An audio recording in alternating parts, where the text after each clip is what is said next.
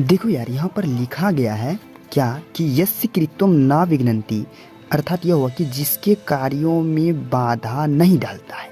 देखो, यस्य मैंने जिसके, कृत्यम ने कार्य, न मैंने नहीं, है ना, विघ्नन्ति मैंने बाधा डालते हैं। कौन कौन बाधा नहीं डालते हैं, आपसे पूछेगा कि कौन बाधा नहीं डालता है। कौन?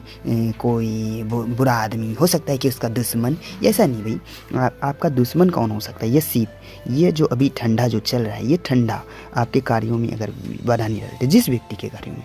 और कहा कि उष्णम, उष्णम का मतलब हुआ कि गर्मी, है ना। देखो, ठंडा, गर्मी, शीत उष्ण दोनों उल्टा ही चीज़ है।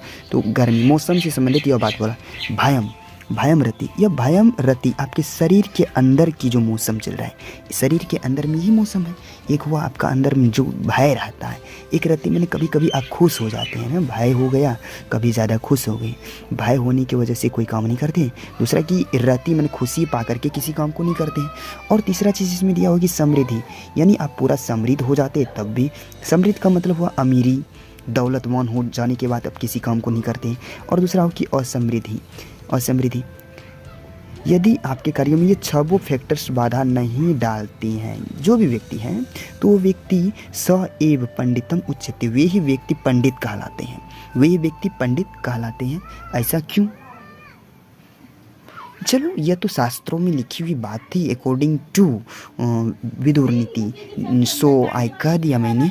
जैसे देखो कि यह समृद्धि क्या है कि मान लो कि राम भाई था, राम भाई था, यह श्याम भाई से बात कर रहा था, राम भाई श्याम भाई से बातचीत कर रहा था, लेकिन राम भाई अचानक से अमीर हो गया, एकदम पूरा संपत्ति हो गया, अब श्याम भाई से बातचीत करना छोड़ दिया, है ना। तो इस स्थिति में यह राम भाई जो है ना, पंडित नहीं कहलाएगा, है ना, पंडित नहीं होगा। बट अगर इसका कंटिन्यू बातचीत करना रह गया, आना जाना हो रह गया, बराबरी का मामला रह गया, तब यही पंडित कहलाएगा। ये मेरा एक।